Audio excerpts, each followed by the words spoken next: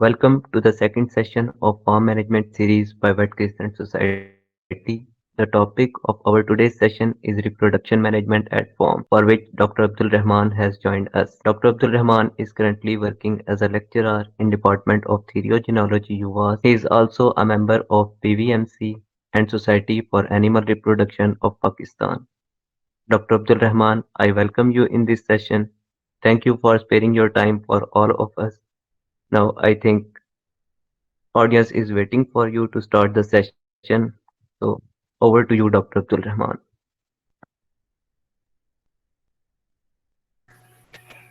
Bismillahirrahmanirrahim. Thank you very much, Jawad, for introducing myself. तो सबसे पहले मैं जो भी ऑर्गेनाइजर हैं वेट केयर सोसाइटी के उनको अप्रिशिएट करता हूँ कि वो इस तरह की लर्निंग एक्टिविटीज़ को क्रिएट करते हैं और फैकल्टी से स्पेशली टाइम अलाट करवाते हैं। तो जितने भी ऑर्गेनाइजर्स हैं मैं उनको अप्रिशिएट करता हूँ। और दूसरी बात यह है कि जो आज का लेक्चर है it is very informative. Mostly होता ये है कि हम क्लिनिक्स पे या क्लासेस में जो चीज़ें डिस्कस करते हैं वो इंडिविजुअल एनिमल की बेस पे हम डील कर रहे होते हैं। तो जो आज का हमारा टॉपिक है basically it is related with farm, कि जब आपके पास ग्रुप ऑफ एनिमल्स 100 या 1000 में एनिमल्स हों उनको आपने कैसे डील करना है। तो क्योंकि स्पेसिफिक हमारा रिप्रोडक्शन है इस वजह से हम रिप्रोडक्शन की मैनेजमेंट की तरफ ही ज़्यादा फोकस करेंगे। So starting reproductive management at a dairy farm.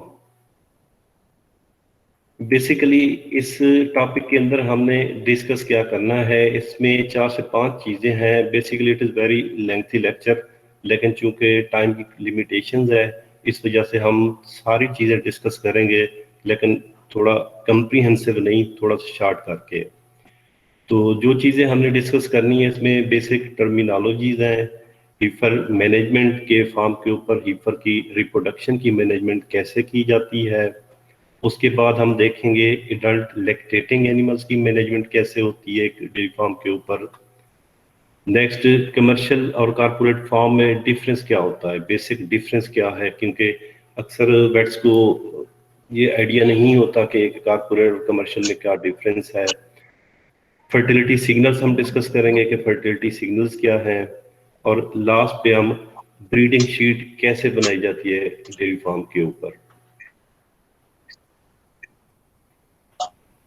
तो starting from basic terminologies, first term is days in calf या simply in calf भी कहते हैं इसको। तो अमूमन हम जब आप बुक्स पढ़ रहे होते हैं या लेक्चर ले रहे होते हैं मोस्टली आप प्रेगनेंसी की टर्म यूज करते हैं। अगर आपके पास इंसेमिनेटेड एनिमल्स आता है चेकअप के लिए तो आप उसका जो रिजल्ट डिक्लेयर करते हैं प्रेग्नेंट या नॉन प्रेग्नेंट। तो प्रेगनेंसी के सिमिलरली फार्म लेवल पे एक और टर्म यूज की जाती है जिसको डेज इन काफ कहते हैं या इन काफ भी कहते हैं। रूटीन में एक डेयरी फार्म के ऊपर स्पेशली कॉर्पोरेट फार्म के ऊपर मोस्टली प्रेगनेंसी के अलावा प्रेग्नेंट के अलावा इन काफ की टर्म यूज की जाती है। तो हालांकि रूटीन में शायद कुछ बच्चों को इस टर्म का पता हो लेकिन मोस्टली इस टर्म से अवेयर नहीं होंगे। तो डेज इन काफ या इन काफ की टर्म यूज होती है फार्म के ऊपर प्रेगनेंसी के लिए। Second term is 100 days in calf. The term 100 days in calf is combination of two words. First word is 100 days, second is in calf. तो 100 डेज का मतलब है 100 डेज आफ्टर काविंग, या एनिमल की काविंग को 100 days हो चुके हैं। इन काफ का मतलब प्रेग्नेंट। तो कंप्लीट इस सेंटेंस का मतलब यह है कि एनिमल की काविंग को 100 डेज हो चुके हैं और वो दोबारा से प्रेग्नेंट भी है। 100 डेज इन काफ का मतलब ये है कि काविंग को 100 डेज हो गए और एनिमल दोबारा प्रेग्नेंट भी है। सिमिलर इसी को मजीद क्लियर करने के लिए नीचे जो टर्म मैंने दी हुई है 100 डेज नॉट इन काफ, इसका मतलब भी सिंपली यही है कि एनिमल की काविंग को 100 डेज हो चुके हैं और वो अभी तक प्रेग्नेंट नहीं हुआ, अभी तक ओपन है। Next term is open days. Open days तो आप लोगों ने काफी दफा सुना होगा ये वर्ड्स। अगर इसको सिंपली कहें ना तो अक्सर आप लोगों का आंसर आता है कि नॉन प्रेग्नेंट, वो डेज जब तक एनिमल नॉन प्रेग्नेंट रहता है। बिल्कुल ऐसे ही है। ओपन डेज बेसिकली वो डेज होते हैं जब एक काविंग होती है, काविंग से लेकर अगली कंसेप्शन से पहले पहले तक जो दिन होते हैं ओपन डेज होते हैं। या सिंपली ये वही पीरियड होता है जिस दौरान एनिमल नॉन प्रेग्नेंट रहता है। Next term is submission rate. Submission rate की टर्म शायद कुछ लोगों ने सुनी हो, कुछ ने ना भी सुनी हो। तो बेसिकली सबमिशन रेट का अगर मैं इसका पहला मकसद आपको बताऊं ना, किसी भी डेयरी फार्म के ऊपर सबमिशन रेट निकाला जाता है हीट डिटेक्शन रेट को जांचने के लिए कि किसी फार्म का हीट डिटेक्शन रेट अच्छा है या बुरा है। उसकी जांच के लिए जो एक क्राइटेरिया बनाया जाता है उसको सबमिशन रेट कहते हैं। और अगर इसकी डेफिनेशन करें ना तो इसकी डेफिनेशन में मैं कहूँगा कि percentage of the animals from the heard who received at least one insemination within a set period of time, कि हर्ड में से जानवरों की वो परसेंटेज जो एक मखसूस टाइम पे फर्स्ट एआई ले रही हो उसको सबमिशन रेट कहते हैं। ये आगे आएगा भी, इसको हम देखेंगे, इसका फार्मूला दिया है। तो basically submission rate calculate heat detection rate की परसेंटेज को जांचने के लिए करते हैं कि फार्म का हीट डिटेक्शन रेट अच्छा है या बुरा है या दरमियाना सा है। और रिप्रोडक्शन का एक स्लोगन है कि किसी भी सक्सेसफुल फार्मिंग के लिए, डेयरी फार्मिंग के लिए calf a year programme is necessary. अगर फार्म के ऊपर एक गाय एक साल में एक बच्चा दे रही है then we can declare that वो फार्म प्रॉफिट में है। टर्मिनोलॉजीज के बाद हमने नेक्स्ट हीफर ब्रीडिंग को देखना है।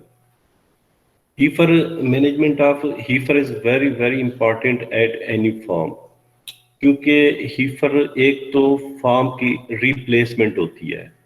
किसी भी डेयरी सेक्टर के ऊपर हर साल और साल के हर महीने में एडल्ट एनिमल्स की कलिंग चलती रहती है। जब हर्ड साइज 1000 में हो, हजारों में हो, तो 2000 3000 4000 या जितना भी हो, तो डेफिनेटली हर महीने उनमें से कुछ एनिमल्स कल होते रहते हैं। जो लो प्रोडक्टिविटी के एनिमल्स होते हैं उनको सेल कर दिया जाता है, जिसको हम कलिंग कहते हैं।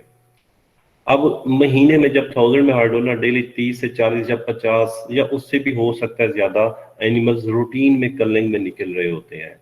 किसी को लेमनेस का इशू होता है, किसी को यूट्रस की एडिशन हो जाती है, किसी को क्रोनिक पेस्टाइटिस का मसला होता है, कोई भी इशू हो सकता है सर्जिकल, रिप्रोडक्टिव या हेल्थ से रिलेटेड। तो बेसिकली जब उन एनिमल्स की कलिंग की जाती है ना, तो उन्हीं एनिमल्स को पीछे यही हीफर्स रिप्लेस कर रही होती हैं। हीफर्स ही रिप्लेस कर रही होती हैं। अगर हीफर फार्म पे रेज ना की जाए तो डेफिनेटली जितने एनिमल्स कल हो रहे हैं उतने ओनर को परचेज करने पड़ेंगे। तो इसी वजह से हीफर्स की जो मैनेजमेंट होती है ना, starting after birth, weaning, growing up to puberty, is very very important. और जो काविंग से बाद, काफ से लेकर जो पबर्टी तक एक हीफर का जो प्रोसेस है ना ग्रोइंग का, basically it is game of nutrition.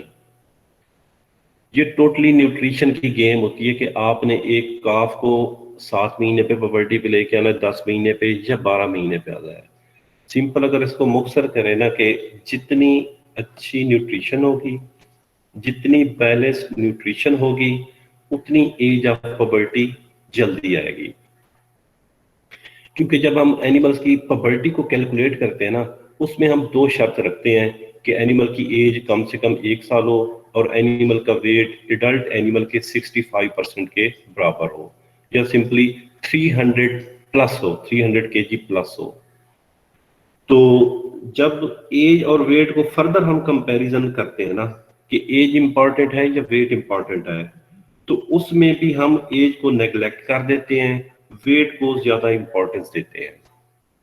उसकी मैं एग्जांपल इस तरह दूंगा कि एक 10 महीने की हीफर है जिसका वजन 350 केजी हो गया है, और एक 14 महीने की हीफर है जिसका वजन 300 केजी हो गया है।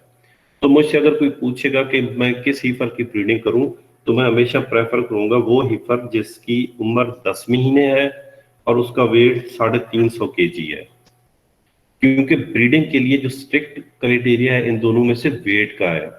वेट पूरा होना चाहिए, एज की कोई लिमिटेशन नहीं है। अब इंटरनेशनली डेयरी फार्मिंग में अगर हम देखें ना, तो दुनिया कहाँ पे चल रही है इस वक्त। इस वक्त इंटरनेशनल स्टैंडर्ड ये चल रहा है कि एक हीफर 24 माह की एज पे फर्स्ट काविंग कर जाए। तो जाहिर है अगर 24 मंथ पे उसने काविंग करनी है तो उसे 12 या 13 महीने पे पबर्टी पे आ जाना चाहिए, उसकी फर्स्ट ब्रीडिंग हो जानी चाहिए। अब अच्छी बात यह है कि हमारे जितने भी कारपोरेट सेटअप्स है ना, जहाँ पे हार्ट साइज 1000 में है, वहां पे ये शर्त पूरी हो रही है। हीफर 12 से 13 माह की एज पे फर्स्ट टाइम इंसेमिनेट हो जाती है और 23 या 24 मंथ पे जाके वो फर्स्ट स्काविंग कर जाती है। अब बेसिकली जब एक हीफर हीट पे आती है, प्रोसेस स्टार्ट हुआ, काविंग हुई, काविंग से फिर उसके डिफरेंट ब्रायर से गुजरती हुई पबर्टी को पहुंची, पबर्टी को पहुंचती नेचुरली हीट पे आ गई, इंसेमिनेशन हो गई। अब जरूरी नहीं कि हर हीफर नेचुरली हीट पे आ जाए। काफी सारा पोर्शन ऐसा भी होता है एनिमल्स का जो नेचुरली हीट पे नहीं आती, हमें सिंक्रोनाइजेशन प्रोटोकॉल्स यूज करने पड़ते हैं उनको हीट पे ले आने के लिए। तो डिफरेंट सिंक्रोनाइजेशन प्रोटोकॉल्स हैं, आपने सुने होंगे। पीजी प्रोटोकॉल है, ऑफ सिंक है, डबल ऑफ सिंक है, G6G है, सीडर प्रोटोकॉल है, और इनकी काफी सारी मॉडिफाइड फॉर्म्स भी अब आ चुकी हैं। अब हर फार्म का अपना एक क्राइटेरिया होता है कि मैंने कौन सा प्रोटोकॉल यूज करना होता है। वो डिपेंड करता है जो फार्म मैनेजर होता है और वहां के वेट्स होते हैं, तो उनके ऊपर डिपेंड करता है। बहरहाल हर फार्म के ऊपर डिफरेंट सिंक्रोनाइजेशन प्रोटोकॉल यूज होते हैं। अब बेसिकली जो मैं नेक्स्ट चीज आपको समझाने जा रहा हूँ, सिंक्रोनाइजेशन प्रोटोकॉल्स हम यूज करते हैं।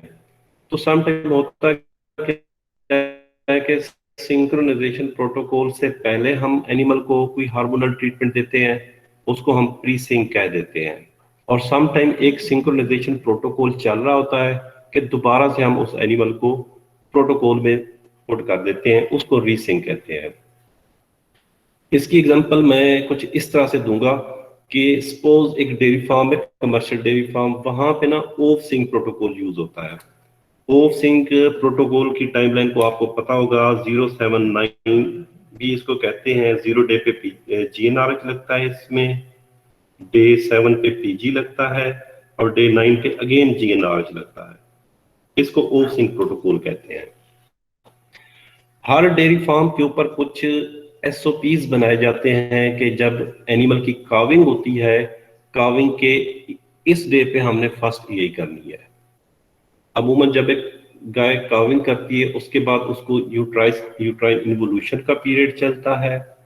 यूट्राइन इन्वोल्यूशन के बाद एनिमल को वोलेंटरी वेटिंग पीरियड का टाइम दिया जाता है। तो uterine involution plus voluntary waiting period, इन दोनों पीरियड्स को कंबाइन करके डिसाइड किया जाता है कि आया हमने काविंग के बाद 45 डे पे फर्स्ट यही करनी है या 60 डे पे फर्स्ट यही करनी है। तो मोस्टली फार्मों के ऊपर ना प्रेफर किया जाता है कि फर्स्ट एआई 60 डे पे की जाए। उसकी टेक्निकल रीजन ये है कि फार्म पे हमेशा हाई प्रोड्यूसर एनिमल रखे जाते हैं, लो प्रोड्यूसर को हमेशा कॉल कर दिया जाता है। तो जब वो ड्राई पीरियड खत्म करते हैं, काविंग के प्रोसेस से गुजर कर लैक्टेशन में आती है ना, तो डेफिनेटली वो 35, 40 या 40 प्लस मिल्क प्रोडक्शन दे रही होती हैं। तो जो फर्स्ट 2 मंथ आफ्टर काविंग होते हैं ना, इसमें animal mostly 90% negative energy balance में रहता है। काविंग के बाद जो first 2 month negative energy balance बहुत ज्यादा होता है किसी भी फार्म के ऊपर। इस वजह से अगर आप 60 डेज से पहले एनिमल की ब्रीडिंग करेंगे, देन मैक्सिमम चांसेस हैं कि एनिमल रिपीट हो जाएगा, क्योंकि उसकी एनर्जी की रिक्वायरमेंट बॉडी रिजर्व भी पूरे नहीं हुए, वो नेगेटिव एनर्जी बैलेंस पे चल रहा है, ऊपर से हम एक्स्ट्रा प्रोडक्शन का उसे स्ट्रेस दे रहे हैं। तो फर्स्ट 60 डेज में आपका एक्सपोजर भी होगा, आगे आपने जाना है कोई 1 से 2 सेमेस्टर के बाद। 60 डेज से पहले अक्सर वेट्स बाजू का खुश भी होते हैं, ओनर भी बड़ा खुश होता है कि मेरे बड़े अच्छे जानवर हैं। महीने के बाद 35 दिन के बाद हीट पे आ जाते हैं, हम एआई कर देते हैं। अब वो अगली स्टोरी नहीं बताते कि यार जब 1 महीने बाद पीडी किया जाता है वो एनिमल्स नेगेटिव भी निकलते हैं, मेजॉरिटी पोर्शंस। क्योंकि टेक्निकली मैं आपको बता रहा हूँ, किसी भी कारपोरेट के ऊपर आप जाएंगे तो इसमें परेशान होने की बात नहीं है। अगर 35 40 45 पे फर्स्ट ए करेंगे ना, और जब पीडी करेंगे मेजॉरिटी एनिमल्स नॉन प्रेग्नेंट निकलेंगे। लेकिन जब आप 60 डेज पे ए करेंगे और 90 पे जाकर पीडी करेंगे तो एक प्रेगनेंसी की अच्छी विंडो आपके सामने आएगी। इसी तरह अगर आप 90 डे पे जाकर फर्स्ट ए करें ना, उसके रिजल्ट 60 डे वाली ए या 45 डे वाली ए से भी बेहतर होगी। लेकिन 60 डेज बिल्कुल एक मिड वे है, ना बहुत अर्ली है ना बहुत लेट है। इस वजह से मोस्टली फार्मों के ऊपर फर्स्ट ए डे 60 पे की जाती है ताकि नेगेटिव एनर्जी बैलेंस वाला पीरियड गुजर जाए। तो बात ये हो रही थी कि एक फार्म के ऊपर ओफ सिंक प्रोटोकॉल यूज होता है, और वो ओफ सिंक उनका है कि ओफ सिंक वो स्टार्ट करते हैं डे 48 पे। डे 48 पे वो स्टार्ट करते हैं, ऑलमोस्ट 58 डे पे जाके फर्स्ट फिक्स टाइम एआई हो जाती है। अब समटाइम्स फार्मर करते क्या है, वेट्स करते क्या है कि यार जो हमारा एक्चुअल सिंक्रोनाइजेशन का प्रोटोकॉल है ना, उससे पहले हम एनिमल को हार्मोनल ट्रीटमेंट दे दें, अगर वो उनकी यूट्रस क्लियर है तो। या क्लियर ना भी हो, सिक्रीशन उसमें लोशिया भी हो, इट डज नॉट मैटर। तो 48 डे पे सिंक्रोनाइजेशन प्रोटोकॉल स्टार्ट होना है, उससे पहले कोई भी हार्मोनल ट्रीटमेंट दे दे उसको प्री सिंक प्रोटोकॉल कहते हैं। और एक्चुअल प्रोटोकॉल से पहले जो हार्मोनल ट्रीटमेंट दी जाती है वो हमेशा पीजी से दी जाती है। ये थोड़ा सा डिफरेंस याद रखिएगा कि एक्चुअल सिंक्रोनाइजेशन प्रोटोकॉल से पहले अगर आप हार्मोनल ट्रीटमेंट देंगे वो पीजी होगा और उसको प्री सिंक कह देंगे। और जो एक्चुअल प्रोटोकॉल अप्लाई करते हैं आप, एनिमल की एआई हो जाती है, अभी पी टेस्ट नहीं हुआ, आप दरमियान में दोबारा सिंक्रोनाइजेशन स्टार्ट कर देते हैं, वो हमेशा जीएनआर से स्टार्ट होगी और उसको रीसिंक कहते हैं। तो अब प्री सिंक का फायदा क्या है, चलो मैं ये आपको बता देता हूँ। प्री सिंक में पीजी लगाते हैं और पीजी के भी 2 शॉट्स लगते हैं, एक डे 1 पे कह लें, एक डे 11 पे या डे 14 पे कह लें। इसको आम जबान में पीजी प्रोटोकॉल भी कहते हैं और प्री सिंक भी इसको कहते हैं। अब जब 48 डे पे आपका ऑफ सिंक स्टार्ट होना है ना, तो उससे 11 दिन पहले आप पीजी प्रोटोकॉल स्टार्ट कर देते हैं। इसके 2 फायदे होते हैं। एक तो ये फायदा कि अगर एनिमल का यूट्रस क्लियर है, उसका involution voluntary waiting period it's all everything is okay, ovary के ऊपर सीएल है, तो पीजीसीएल की ल्यूटियालिसिस करवाएगा, कुछ जानवरों को हीट पे ले आएगा। And we prefer PG heat, क्योंकि जो पीजी से हीट आती है ये ऑलमोस्ट नेचुरल हीट के बराबर होती है। तो एक तो हमें फायदा ये हो गया भाई, जो हमने प्रोटोकॉल लगाना था एक्चुअल प्रोटोकॉल से पहले ही हमें काफी सारे एनिमल्स हीट पे मिल गए।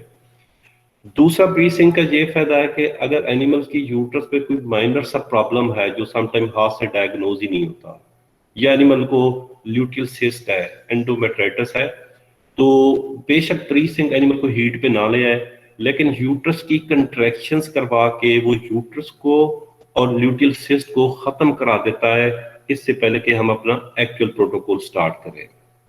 तो 2 फायदे हैं, एक कुछ एनिमल्स को हीट पे ले आ जाएगा, दूसरा वो एनिमल जिनमें माइनर से प्रॉब्लम्स भी हों उनको भी प्री सिंक या पीजी क्लियर कर देगा। उसके बाद हम अपने एक्चुअल प्रोटोकॉल को अप्लाई करते हैं और एनिमल को इंसेमिनेट करते हैं। तो ये तो हो गया प्री सिंक की कहानी। अब अगर रीसिंक का मैं बताऊं ना, रीसिंक अब ये है कि हमने ऑफ सिंक प्रोटोकॉल लगाया, एनिमल को फिक्स टाइम एआई होगी। एआई के बाद जब एनिमल 23rd या 24th डे पे पहुंचेगा, हम एनिमल को दोबारा जीएनआरएच लगा देते हैं। 23rd 24th after AI animal को जीएनआरएच लगा दिया। जब 30 डे पे हम पीडी करेंगे तो वो एनिमल्स जो प्रेग्नेंट हो गए, दैट्स गुड। जो एनिमल नॉन प्रेग्नेंट होंगे उनकी ओवरी के ऊपर सीएल बनेगा और उसी दिन हम पीजी लगा देंगे। अब थोड़ा सा गौर करने वाली ये बात है कि 23rd डे आफ्टर एआई जो हम पहला जीएनआरएच लगा रहे हैं वो असल में ओफ सिंक प्रोटोकॉल हम दोबारा से स्टार्ट कर रहे हैं। एनिमल ओफ सिंक में था, एआई हो गई थी, एआई के बाद 23rd डे पे हमने फिर ओफ सिंक स्टार्ट कर दिया और 23rd डे पे पहला जीएनआरएच लग गया, 30 डे पे दूसरा पीजी लगेगा, 32 डे पे जीएनआरएच और 33 डे पे फिर एआई हो जाएगी। तो इस प्रोटोकॉल को बेसिकली रीसिंक कहते हैं और इस तरीके से हम एक हफ्ते का टाइम बचा रहे हैं। अब रीसिंक बेसिकली यूज कहाँ पे करते हैं, हमें जरूरत क्यों पेश आती है, इतना हम क्यों जल्दबाजी कर रहे हैं कि रीसिंक यूज करें, एनिमल को वक्त बचा ले। बेसिकली कुछ वो फार्म्स जहां पे रिप्रोडक्टिव एफिशिएंसी अच्छी नहीं होती, ब्रीडिंग सीजन का एंड होता है, तो वेट एग्रेसिव अप्रोच पे चले जाते हैं। एग्रेसिव अप्रोच मींस के हर उस पॉसिबल तरीके का इस्तेमाल जिससे जानवर जल्दी से जल्दी प्रेग्नेंट हो जाए, उसको एग्रेसिव अप्रोच कहते हैं। तो उसमें ये रीसिंक प्रोटोकॉल भी आ जाता है। उसमें क्या करते हैं, हीट में जानवर की डबल एआई भी कर देते हैं 12 घंटे के इंटरवल पे दूसरी एआई, उसमें एआई के साथ जीएनआरएच भी लगा देते हैं। मतलब हर एक स्टेप को कवर करते हैं कि मैक्सिमम चांसेस हो एनिमल प्रेग्नेंट हो जाए। तो ये हीपर हो गई। अब थोड़ा सा इधर मैं आपको ये बताता चलूं कि एक कमर्शियल और कारपोरेट फार्म में क्या डिफरेंस है। हमारा लेक्चर काफी लेंथी है, अब थोड़ा सा शार्ट की तरफ हम चलेंगे। कमर्शियल और कारपोरेट फार्म में ना नंबर ऑफ एनिमल्स का डिफरेंस होता है। जो कमर्शियल डेयरी फार्म होता है यहाँ पे एनिमल्स हंड्रेड्स में होते हैं और जो कारपोरेट फार्म होता है यहाँ पे एनिमल्स थाउजेंड में होते हैं, हजारों की तादाद में होते हैं। हजार का वर्ड जब भी यूज हो ये कारपोरेट फार्म होगा, 100 का वर्ड यूज हो चाहे 50 में 100 से नीचे भी क्यों ना हो, 50 एनिमल्स, 80 एनिमल्स, 100, 150, 300, 700, 900, ये कमर्शियल होता है। Next is adult lactating cow management. This is very very important क्योंकि ये लैक्टेटिंग एनिमल्स होते हैं और फार्म की टोटल मेंटेनेंस इन्हीं के ऊपर होती है कि जितने भी फीडिंग कास्ट होगी, फार्म की टोटल कास्ट, उसकी जो उसके बाद जो प्रोडक्शन दे रही होती है ना ये जानवर, बेसिकली प्रोडक्शन में दूध दे रही होती है, इन्हीं के दूध से ही आगे फार्म चल रहा होता है। तो adult lactating cows are very very important. Adult lactating cow की मैनेजमेंट में ना हम तीन चीजें डिस्कस करेंगे। First calving management, second post calving management, third post calving breeding management. कि काविंग के बाद जब इन्वोल्यूशन कंप्लीट हो गई उसको ब्रीडिंग मैनेजमेंट कैसे करनी है। तो फर्स्ट इज काविंग मैनेजमेंट। अच्छे कारपोरेट फार्म के ऊपर मैं कारपोरेट का वर्ड यूज इस वजह से करूंगा कि कारपोरेट्स के जो स्टैंडर्ड्स होते हैं बड़े एक्सीलेंट एसओपीज उन्होंने सेट किए हुए होते हैं, हर चीज का एक काम का एक तरीका होता है फार्म पे, कारपोरेट पे। जबकि कमर्शियल पे बाज़ औक़ात फैसिलिटीज की डेफिशिएंसी होती है, इस वजह से यहाँ पे कोई खास एसओपीज नहीं होते, लिहाजा इस पीपीटी में ज्यादातर कारपोरेट का वर्ड ही यूज करूंगा।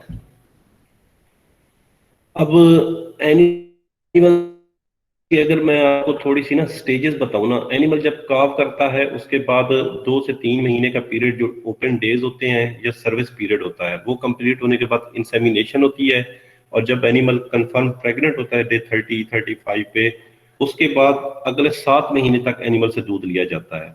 या गेस्टेशन के पहले 7 महीने में एनिमल की मिल्किंग की जाती है। लास्ट 2 मंथ एनिमल को ड्राई पीरियड दिया जाता है। उस ड्राई पीरियड में बेसिकली अडर के सेल्स की रीजनरेशन होती है और अडर आप खुद को प्रिपेयर करता है नेक्स्ट लैक्टेशन के लिए। तो last 2 month dry period must है। अगर ड्राई पीरियड नहीं देते तो एनिमल अपनी काविंग के बाद अगली लैक्टेशन परफॉर्म नहीं करेगा, अच्छी प्रोडक्शन नहीं देगा। अब जिस तरह मैंने आपको स्टेजेस बताई है ना, लैक्टेटिंग स्टेज में जब एनिमल होता है 7 मंथ तक दूध लेते हैं, एनिमल के लिए एक स्पेसिफिक शेड्स होते हैं जहां पर उनको खड़ा किया जाता है।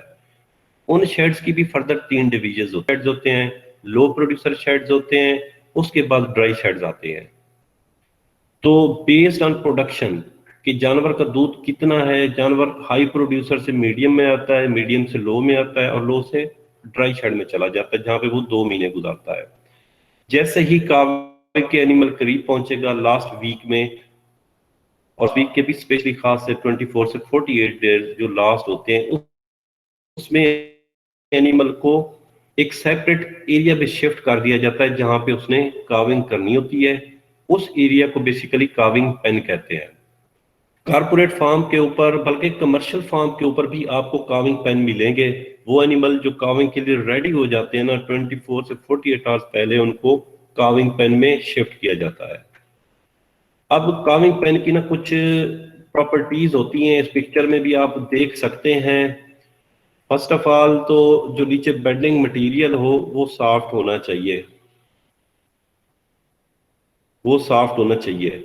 सेकंड, अगर तो काविंग पेन क्लोज्ड है, उसकी साइडों पे दीवारें हैं, देन मेक श्योर कि अच्छी वेंटिलेशन होनी चाहिए।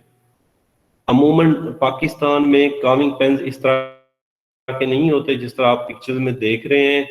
यहाँ पे बेसिकली होता ही ऐसे ओपन स्पेस है और उसके चारों तरफ उसको कवर किया जाता है आयरन रॉड्स के साथ। फेंस बनाए जाते हैं, ये इस तरह की दीवारें नहीं बनाई जाती। तो बहरहाल जिस तरह का भी काविंग पेन है, आप बताने के मकसद बेडिंग मटेरियल मस्ट हो और सॉफ्ट होना चाहिए। और बेडिंग मटेरियल जब एक काविंग हो जाती है, उस बेडिंग मटेरियल को डिस्कार्ड कर देना चाहिए ताकि जब नेक्स्ट एनिमल आए उसके लिए नया बेडिंग मटेरियल बेच चुका हो। इन्फेक्शन के चांसेस मिनिमम से मिनिमम हो। अब काविंग पे जब बात करते हैं ना काविंग की,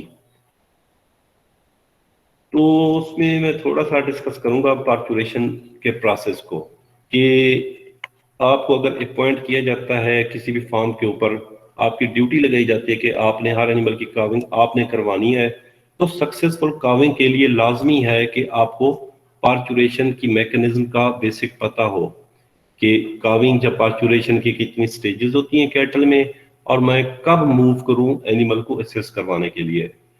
तो just for your understanding I have put this animation.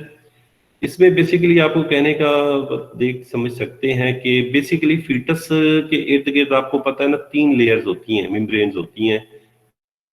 एक जो इनर मोस्ट होती है उसको एमनियन कहते हैं, जिसमें एमनियाटिक फ्लूइड होता है जो कि फीटस को कशन प्रोवाइड करता है, शॉक अब्जॉर्बर होता है। उसके बाद सेकंड जो मेम्ब्रेन आती है, ये ग्रीन वाली आप देख रहे हैं, ये एलेंटाइस होती है और इस कैविटी को एलेंटाइक कैविटी कहते हैं। फीटस के जितने भी सिक्रीशंस होती है ना, वेस्ट मटेरियल होते हैं, वो एलेंटाइस कैविटी में आपके जमा होते हैं। और तीसरी मेम्ब्रेन जो होती है वो कोरियन होती है। ये आप देख रहे हैं ब्लैक लाइन को, Korean is basically outer most membrane of placenta. और कोरियन के ऊपर ही ब्लड वेसल्स होती हैं और कोरियन के ऊपर ही कार्टिलेडन्स होती हैं। अब मोस्टली होता यह है कि एलेंटाइस को भी ये जो ग्रीन पोर्शन है इधर को देखें ना, यहाँ से ये कोरियन के साथ फ्यूज होती है और दूसरे एंड तक। तो जो मेजर पोर्शन है ना एलेंटाइस कैविटी का, कोरियन का आपस में फ्यूज होता है, इस वजह से इसको कोरियोलेंटाइक भी कहते हैं। अब काविंग को सक्सेसफुल कराने के लिए जब एक वेट की फार्म के ऊपर ड्यूटी लगाई जाती है ना, तो उसके लिए लाजमी है कि आपको काविंग की बेसिक्स का पता हो। तो बेसिक्स के काविंग की 3 स्टेजेस होती हैं। स्टेज 1 में क्या होती है? स्टेज 1 में बेसिकली मायोमेट्रियल कंट्रैक्शंस होती हैं। आप फार्म पे खड़े हैं, आपको कैसे पता चलेगा एनिमल की फर्स्ट स्टेज स्टार्ट हो चुकी है? बेसिकली एक्सटर्नली हम जब एनिमल स्ट्रेनिंग शुरू करता है या एनिमल जब जोर लगाना शुरू करता है, it is a indication that animal की first stage of calving start हो चुकी है, first stage of parturition start हो चुकी है। और टेक्निकली इसको हम कहते हैं कि मायोमेट्रियल कंट्रैक्शन स्टार्ट हो चुकी हैं। दूसरी स्टेज की बात करें पार्चुरेशन की, दूसरी स्टेज में होता क्या है कि वाटर बैग रप्चर अपेयर होता है, रप्चर होता है, फीटस बर्थ कैनाल में आता है और फीटस की डिलीवरी हो जाती है। तो पहली स्टेज का एंड और दूसरी स्टेज का स्टार्ट। अगर इनमें डिमार्केशन की मैं बात करूं तो इनमें डिमार्केशन वाटर बैग ही है। जब वाटर बैग अपेयर हो जाए फर्स्ट स्टेज खत्म हो जाती है, सेकंड स्टार्ट हो जाती है। जब फीटस की बाहर एक्सपेल्शन हो जाएगी सेकंड स्टेज खत्म हो जाएगी, थर्ड स्टार्ट हो जाएगी। और थर्ड स्टेज में बेसिकली क्या होता है, थर्ड स्टेज में फीटस जो फीटल मेम्ब्रेन्स होती हैं इनकी एक्सपेल्शन होती है। तो ये तो मेन इवेंट्स है तीनों स्टेजेस के, जो कि एक वेट को आना लाजमी है किसी भी फार्म के ऊपर। अब इससे भी जो ज्यादा इंपॉर्टेंट चीज है ना वो इन स्टेज का है ड्यूरेशन। अब जो स्टेज 1 है जिसमें एनिमल्स ट्रेनिंग करता है या मायोमेट्रियल कंट्रैक्शंस होती हैं, उस स्टेज का ड्यूरेशन कैटल के अंदर वेरी करता है 2 से 6 घंटे। अब जब आपको बेसिकली स्टेजेस का आइडिया ही नहीं है तो आप फार्म पे जाते हैं, एक जानवर को 10 घंटे गुजर गए वो ट्रेनिंग कर रहे हैं, लेकिन चूंकि हमें बेसिक का अगर नहीं पता, हम तो यही समझ रहे हैं कि ये नॉर्मल प्रोसेस चल रहा है, तो 6 घंटे के बाद किसी भी टाइम फीटस की डेथ हो सकती है। हमें एनिमल को असिस्ट करना चाहिए और उसके लिए लाजमी शर्त है कि हमें स्टेज 1 का ड्यूरेशन का पता होना चाहिए। चले first stage animal successfully complete कर जाता है, हम सेकंड स्टेज पे मूव करते हैं कि वाटर बैग रिपेयर होता है, वाटर बैग रप्चर हो जाता है और हम एज ए वेट फार्म देख रहे हैं वाटर बैग रप्चर हो गया, अब बैठे हैं। सेकंड स्टेज का नॉर्मल ड्यूरेशन है 1 से 2 घंटे, कि फीटस की डिलीवरी 1 से 2 घंटे में नॉर्मली हो जानी चाहिए। 2 घंटे तक नहीं होती देन हमें एनिमल को असेस करवाना चाहिए। हो सकता है फीटस की प्रेजेंटेशन, पोजीशन या पोस्चर में कोई प्रॉब्लम हो तो हमें असेस कराना पड़ता है, लेकिन ये उसी सूरत में पॉसिबल होता है जब हमें सेकंड स्टेज के ड्यूरेशन का पता हो। अगर हमें सेकंड स्टेज के ड्यूरेशन का पता ही नहीं है, डेफिनेटली हम भी देखते रहेंगे, एनिमल भी एग्जॉस्ट हो जाएगा, फीटस भी अंदर डेड हो जाएगा। अब जो तीसरी स्टेज आती है ना उसमें बेसिकली फीटल मेम्ब्रेन्स की एक्सपेल्शन होती है और तीसरी स्टेज का नॉर्मल ड्यूरेशन 12 घंटे है। 12 घंटे इट्स ओके। अगर 12 घंटे से टाइम ऊपर चला जाता है और प्लेसेंटा की या फीटल मेम्ब्रेन्स की एक्सपेल्शन नहीं होती, then we declare it is the case of retained placenta, कि ये रिटेन्ड प्लेसेंटा का केस है, अब इसको हमने ट्रीट करना है। और रिटेन्ड प्लेसेंटा को मैं सिर्फ यही कहूंगा कि मैन्युअली कभी भी हाथ अंदर यूट्रस में नहीं डालते, जो कुछ भी करना होता है बाहर से करना होता है। तो ये बेसिकली काविंग मैनेजमेंट की फर्स्ट स्टेप के एनिमल्स की काविंग होती है, उसको कैसे मैनेज करना है। और दूसरी ये तो काविंग होगी, काफ की मैनेजमेंट भी होती है कि बच्चा जब यूट्रस से बाहर इन्वायरमेंट पे आता है ना तो सबसे पहले तरीका ये होता है कि उसको हाइंड लिम्ब से पकड़कर उल्टा लटकाया जाता है, उसके नॉस्ट्रिल्स को अच्छी तरह प्रेस किया जाता है ताकि उसके नॉस्ट्रिल्स में अगर कोई सिक्रीशन या फ्लूइड्स हैं, क्योंकि यूट्रस में जब वाटर बैग रप्चर हुआ ना तो सम टाइम ये होता है कि फीटस के नॉस्ट्रिल में फ्लूइड वो चला जाता है, जिससे फीटस को सर्कुलेशन में मसला होता है, सांस लेने में भी मसला आता है, रेस्पिरेशन प्रॉब्लम होती है। तो उसके लिए लाजमी है कि फीटस को हैंड लिम्ब से पकड़ें, उल्टा लटकाएं, समटाइम स्विंग भी करते हैं और समटाइम उसके नॉस्ट्रिल्स को अच्छी तरह प्रेस करते हैं ताकि उसकी जितनी भी सिक्रीशंस नाक में हैं वो बाहर निकल आए, उसकी रेस्पिरेशन में उसको प्रॉब्लम ना हो। और सम टाइम उसकी चेस्ट कैविटी को रब भी करते हैं, चेस्ट कैविटी का फीटस का मसाज भी करते हैं और ये प्रोसेस फीटस की सर्कुलेशन को थोड़ा तेज कर देता है, फीटस जल्दी एक्टिव हो जाता है। अब एनिमल की काविंग हो गई, अब पोस्ट काविंग मैनेजमेंट करनी है आपने। ब्रीडिंग से पहले जो पोस्ट काविंग मैनेजमेंट होती है उसमें बेसिकली एग्जामिनेशन हम करते हैं यूट्रस का। ये कॉर्पोरेट फार्म की रूटीन प्रैक्टिस होती है कि जब काविंग होती है उसके 12 घंटे बाद जाकर वो देखते हैं, फर्स्ट जो उनका होता है कि एनिमल ने प्लेसेंटा रिमूव किया है या नहीं किया। जो फर्स्ट एग्जामिनेशन होता है आफ्टर 12 आवर्स, 12 घंटे तक अगर तो प्लेसेंटा लटक रहा है, फिर वो क्या करते हैं कि पैर से ही प्लेसेंटा को पकड़कर थोड़ा सा पुल करते, पैर की तरफ जोर लगाते हैं, जितना वो इजीली बाहर आ जाता है इट्स ओके, उसको काट दिया जाता है वल्वा के लेवल पर और जो पोर्शन यूट्रस में रह जाता है उसको फिर ट्रीटमेंट दी जाती है पेरेंटली, जिसमें हर मिल्किंग पे ऑक्सीटोसिन भी लगाया जाता है और एंटीबायोटिक का इस्तेमाल भी किया जाता है। तो बहरहाल ये तो रिटेन प्लेसेंटा की हैंडल है जो 12 घंटे बाद एग्जामिनेशन करते हैं। अब किसी भी कारपोरेट के ऊपर ना एक जबरदस्त उनका एक तरीका होता है कि काविंग के बाद ये नहीं कि रिटेन प्लेसेंटा नहीं हुआ तो एनिमल को कुछ नहीं हुआ, भाई एनिमल को जाने दे, ऐसे कभी भी नहीं होता। कारपोरेट वालों का एक बड़ा ही स्ट्रिक्ट स्केड्यूल होता है कि उन्होंने एक स्पेसिफिक डेज पे जाके यूट्रस का एग्जामिनेशन करना ही करना है, चाहे एनिमल को पीछे डिस्टोकिया हुआ नहीं हुआ, रिटेन प्लेसेंटा हुआ या नहीं हुआ। तो 3 से 4 दफा ब्रीडिंग से पहले पहले वो यूट्रस का एग्जामिनेशन करते हैं पर रेक्टम। उसमें जो डेज का इंतखाब होता है वो फार्म टू फार्म वेरी कर सकता है, लेकिन जो यूट्रस का एग्जामिनेशन है वो लाजमी होता है 3 से 4 दफा।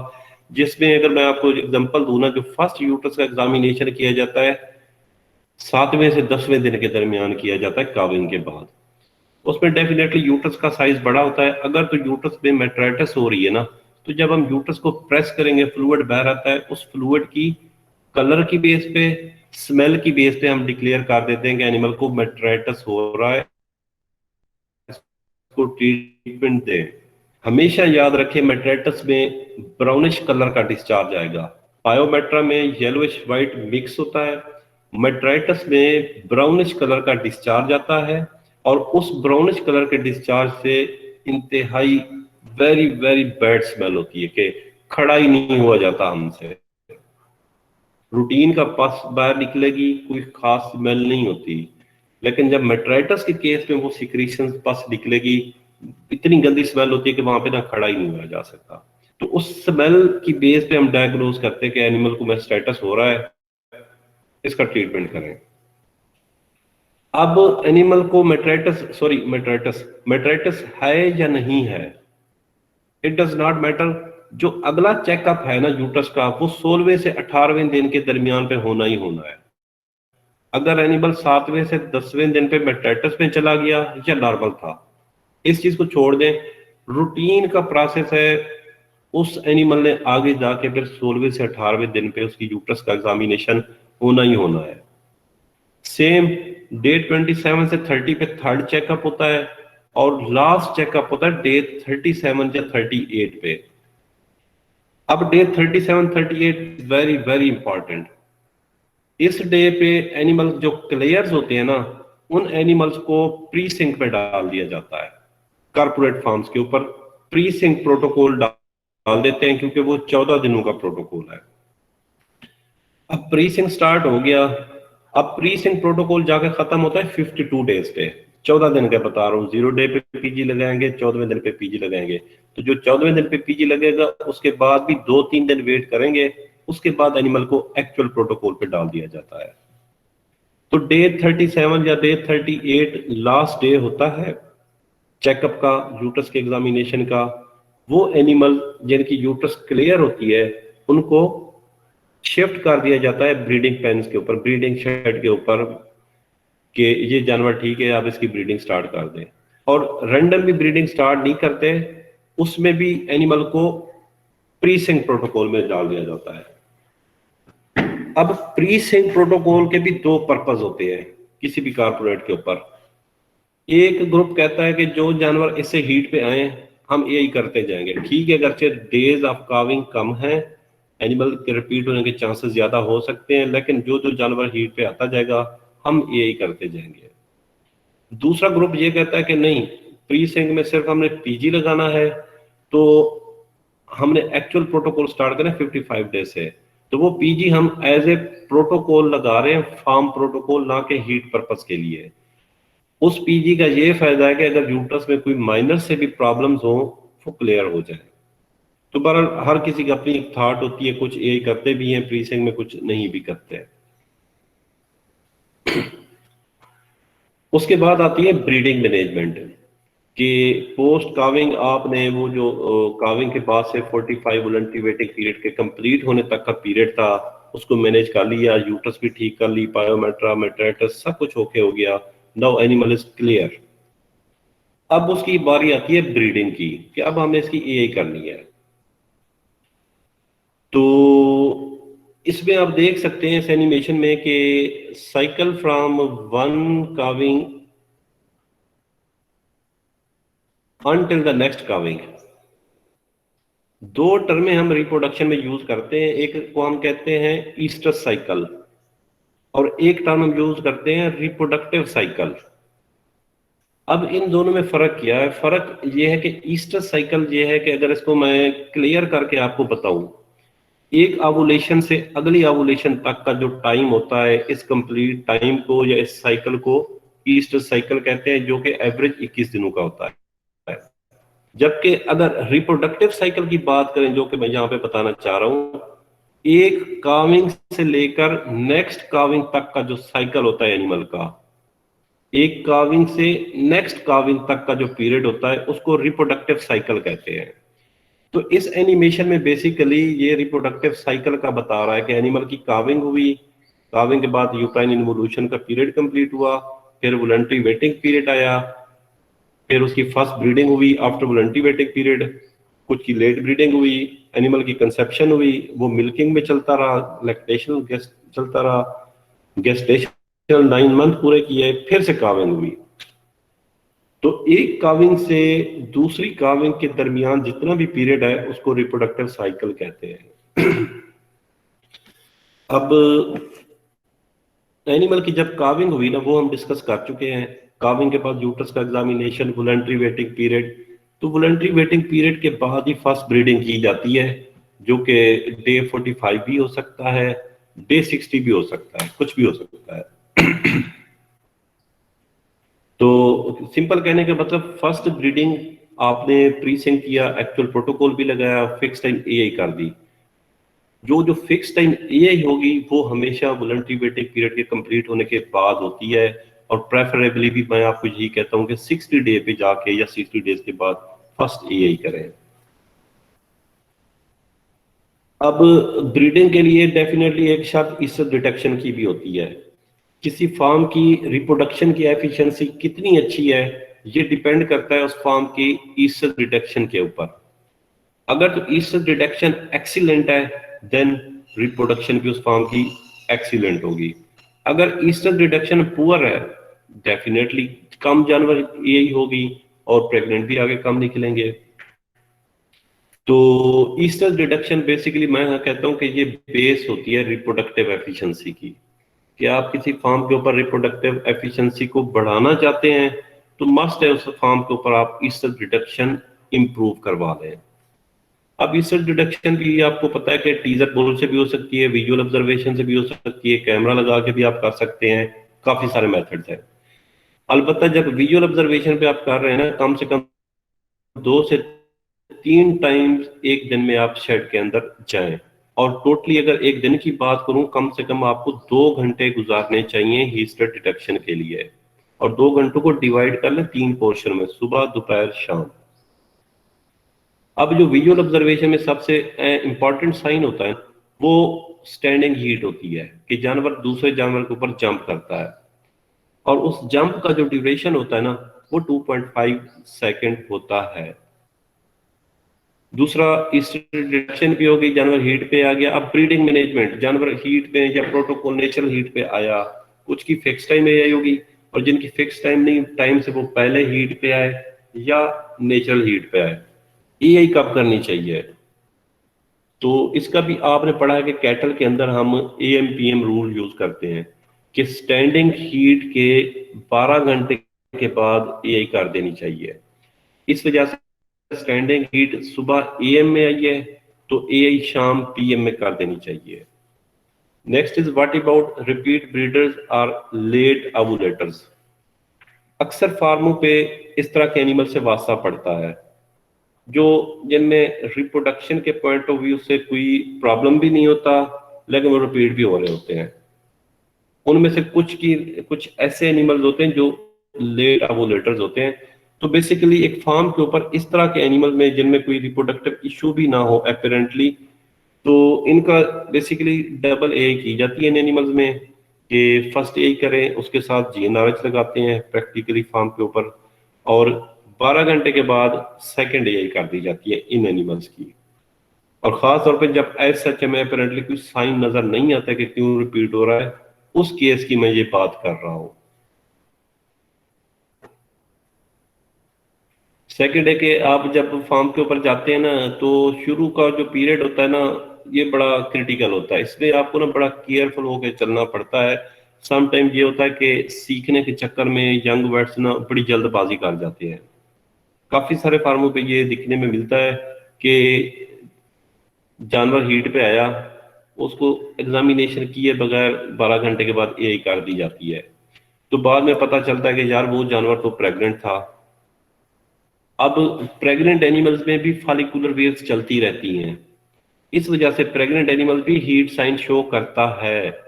लिहाजा अगर आप फार्म पे हैं, जानवर हीट पे आता है, तो हीट को छोड़ के आपने कंप्लीट एग्जामिनेशन करना है यूट्रस का। सिर्फ इस बात पे ना रहें कि ठीक है जानवर अब माउंटिंग कर रहा है, 12 घंटे बाद मैं एआई कर दूंगा बगैर चेक किए। तो पहले आप एग्जामिनेशन करें, यूट्रस का कंप्लीट एग्जामिनेशन करें, मेक श्योर कि एनिमल नॉन प्रेग्नेंट है, उसके बाद आपने इंसेमिनेशन करनी है। ये इसमें डिफरेंट सिंक्रोनाइजेशन प्रोटोकॉल्स के नाम दिए हुए हैं, इसमें बॉक्स में दे सकते हैं कि पीजी प्रोटोकॉल, ओपसिंक है, डबल ओपसिंक प्रोटोकॉल भी है, G6G प्रोटोकॉल भी है, सीडर प्रोटोकॉल भी है। इस बॉक्स में मैंने डबल ओपसिंक को लिखा हुआ है क्योंकि प्रैक्टिकली मैंने ना ये सारे प्रोटोकॉल यूज किए हुए हैं, and I always call double ovsynch protocol as king of protocol, क्योंकि ये पांचों प्रोटोकॉल जो आप देख रहे हैं ये मैंने खुद यूज किए हुए हैं और काफी अरसे तक यूज करवाता रहा हूं। लेकिन इन सब प्रोटोकॉल में जितने excellent result double ovsynch protocol देता है ना, वो किसी और प्रोटोकॉल के नहीं है। Based on the results of double opening protocol, I always call this protocol as king of protocol. तो बहुत ही इसके अच्छे रिजल्ट्स हैं। सिर्फ थोड़ा सा इसका अगर ड्रॉबैक देखें ना, ये बहुत ही लेंथी प्रोटोकॉल है, 26 दिन पे जाके एआई हो रही है। लेकिन इसमें भी परेशान होने वाली बात नहीं है, क्योंकि जब आप ये एक ग्रुप में अप्लाई करते हैं ना डबल ओपसिंग प्रोटोकॉल, तो 60% एनिमल तो वैसे डे 16 तक ही हीट पे आ जाएंगे कि वो प्रोटोकॉल के 9वें से 16वें दिन के दरमियान में ही 50 से 60% जानवर हीट पे आ जाते हैं। 10 से 15% जानवर अगले 16 से 24 दिन इस विंडो के दरमियान आते हैं, और फिक्स टाइम यही तक very very limited number of animal पहुंचते हैं। फिक्स टाइम यही तक बहुत ही कम जानवर पहुंचते हैं। डबल ओपसिंग में उससे पहले ही आ जाते हैं, और इस प्रोटोकॉल की हीट बड़ी स्ट्रांग हीट होती है, और जिसकी वजह से इसमें कंसेप्शन के चांसेस भी मैक्सिमम होते हैं। तो डबल ओपसिंग के बाद बाकी प्रोटोकॉल भी ठीक है, G6G भी अच्छा प्रोटोकॉल है, अच्छे रिजल्ट्स हैं इसके, सीडर भी अच्छा प्रोटोकॉल है, पीजी भी अच्छा प्रोटोकॉल है। जा ना जाके ओपसिंग ऐसा प्रोटोकॉल है जिसने मुझे तो आज तक रिजल्ट नहीं दिया है। रिजल्ट इस सेंस में है कि जब कभी मैं लगाता हूँ, ये कोई प्रेगनेंसी कोई 15 से 20% देता है, हीट में कोई 50% तक। प्रैक्टिकली मैं बात कर रहा हूँ, बुकिश नॉलेज की नहीं कर रहा यहाँ पे। तो हीट में ये लेके आता है 50 से 60% एनिमल्स को ओवसिंक, और उसमें से जो प्रेग्नेंट निकलते हैं 15 से 20%। इस वजह से मैं तो ओवसिंक को प्रेफर नहीं किया जाता। अगरचे मैं जब कभी नए फार्मों पे जाता हूँ ना, तो पूछूं जिससे भी पूछूं, वो ओवसिंक प्रोटोकॉल यूज करता है। मुझे नहीं पता क्यों लोग करते हैं, हालांकि इसके इतने अच्छे रिजल्ट्स नहीं हैं। तो बल डबल ओसिंक बेस्ट है, G6G भी बेस्ट है, सीडर भी अच्छा है, पीजी भी अच्छा है, और ओसिंक भी अच्छा है। डिपेंड करता है यूजर के ऊपर कि वो इससे कितना सेटिस्फाइड है। अब नेक्स्ट हमारा नया चैप्टर आ गया, fertility signals. Fertility signals are basically indicators. ठीक है, ये सामने की एनिमेशन पिक्चर में आप देख सकते हैं, ये गाड़ी के इंडिकेटर्स आपको नजर आ रहे हैं। गाड़ी चलाते वक्त मीटर पे कोई भी इंडिकेटर आ जाए ना, इंजन का इंडिकेटर आता है, हमें पता चल जाता है कि यार गाड़ी में इंजन में कोई मसला आ गया है। एबीएस आ जाए, पता चल जाता है यार ब्रेक में कोई प्रॉब्लम आ गया है। अब फर्टिलिटी सिग्नल भी बेसिकली वो इंडिकेटर्स हैं जिनको देख के हम किसी भी फार्म की रिप्रोडक्टिव एफिशिएंसी को जज कर लेते हैं। फर्टिलिटी सिग्नल भी इसी तरह के आप इंडिकेटर समझ लें कि इन इंडिकेटर्स को हम देख के किसी फार्म की रिप्रोडक्टिव एफिशिएंसी को जांच लेते हैं। आप किसी फार्म पे जाते हैं, आप एज ए वेट जाते हैं, आपकी जॉब होती है, आप एज ए कंसल्टेंट जाते हैं, तो जाते ही आपको तो एक दिन में तो नहीं पता चल सकता कि भाई इस फार्म की रिप्रोडक्शन कितनी अच्छी है। हाँ, अगर आपको इन फर्टिलिटी सिग्नल्स का पता है कि ये क्या चीज है, आप जाते ही पहले दिन इनका डाटा देख के आप डिक्लेयर कर देंगे भाई इस फार्म की रिप्रोडक्शन बहुत अच्छी है। अब ये फर्टिलिटी सिग्नल्स क्या हैं, कौन से हैं जिन्हें हमें देख के पता चलता है, ये सामने आपकी प्रेजेंटेशन आ रही है।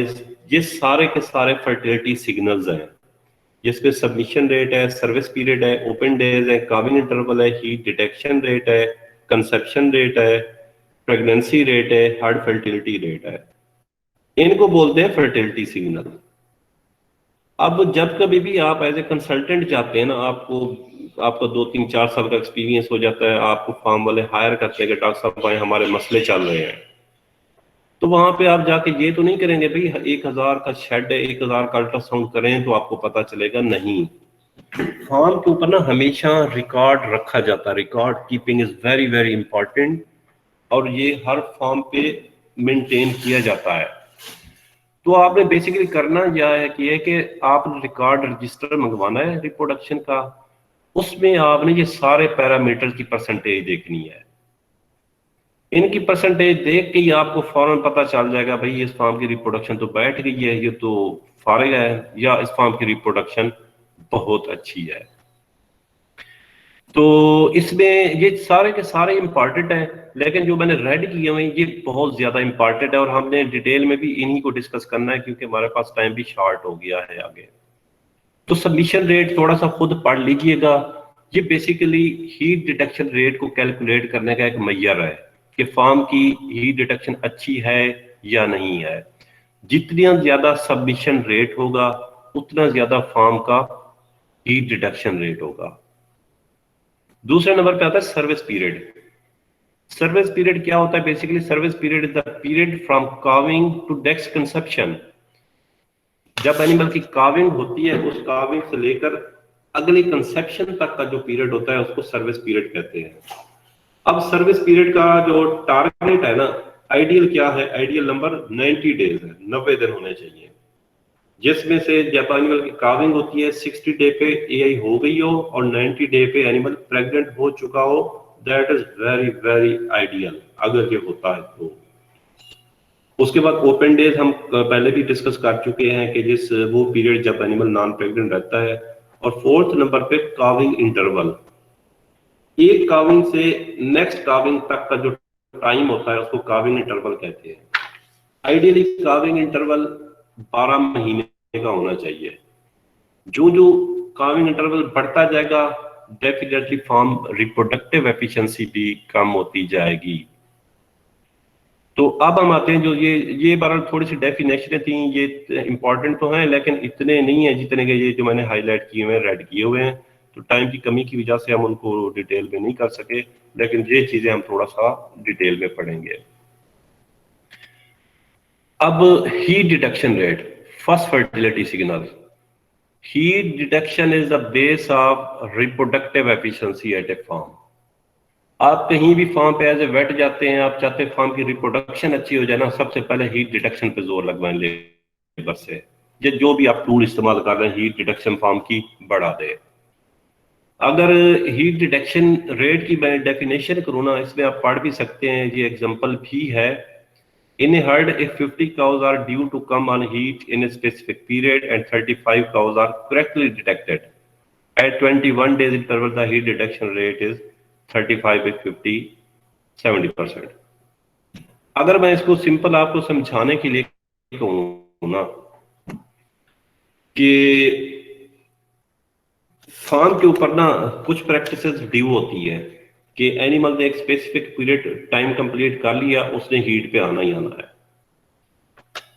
तो अब इस एग्जांपल पे वो ये कह रहा है कि एक हर्ड है जिसमें से 50 एनिमल्स हमें कंफर्म है, बेशक हमने प्रोटोकॉल पे डाले हैं या जो भी, ठीक है, हमें कंफर्म है कि उन्होंने 21 दिन के बाद हीट पे आना है, लेकिन 21 दिन के बाद 35 हीट पे आते हैं, 15 हीट पे आते ही नहीं है।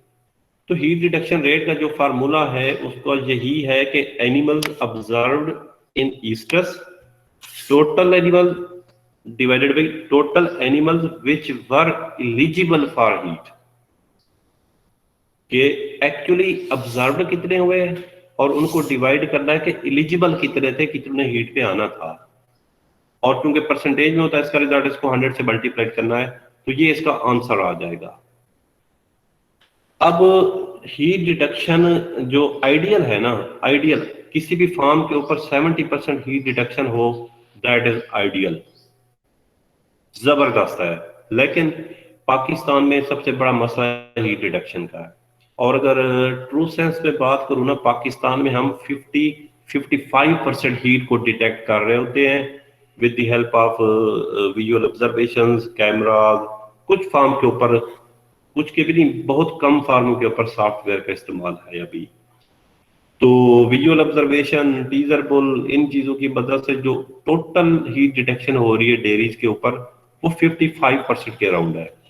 और वो 55 से बढ़कर अगर 70% हो जाए ना, दैट इज आइडियल। अब इसमें next is what do you mean by 60% heat detection. 60% heat detection का मतलब यह है कि 100 एनिमल्स ड्यू थे, 21 दिन के बाद हीट पे आने थे, लेकिन 60 है। इसलिए 40% हीट डिटेक्शन का मतलब ये कि 100 एनिमल्स ड्यू थे, हीट पे आने थे, लेकिन उन 100 में से सिर्फ 40 हीट पे आए, बाकी का पता ही नहीं चला। या तो साइलेंट हीट थी, या वो प्रेग्नेंट है, कुछ भी हो सकता है। और टारगेट भी अगर मैं बात करूँ ना, हीट डिटेक्शन रेट का 70% टारगेट होता है किसी भी फार्म के ऊपर, जो कि कभी भी अचीव नहीं होता अगर आप सॉफ्टवेयर यूज नहीं करते। विजुअल ऑब्जर्वेशन और जो बाकी पुराने टूल्स हैं, वो मैक्सिमम 50-55% तक हीट डिटेक्ट कर लेते हैं। Next is conception rate. ये बड़ी ही कॉमन टर्म हम यूज करते हैं, एनुअल कंसीव हो गया, कंसेप्शन हो गई, प्रेगनेंसी हो गई। तो इनमें फर्क क्या है?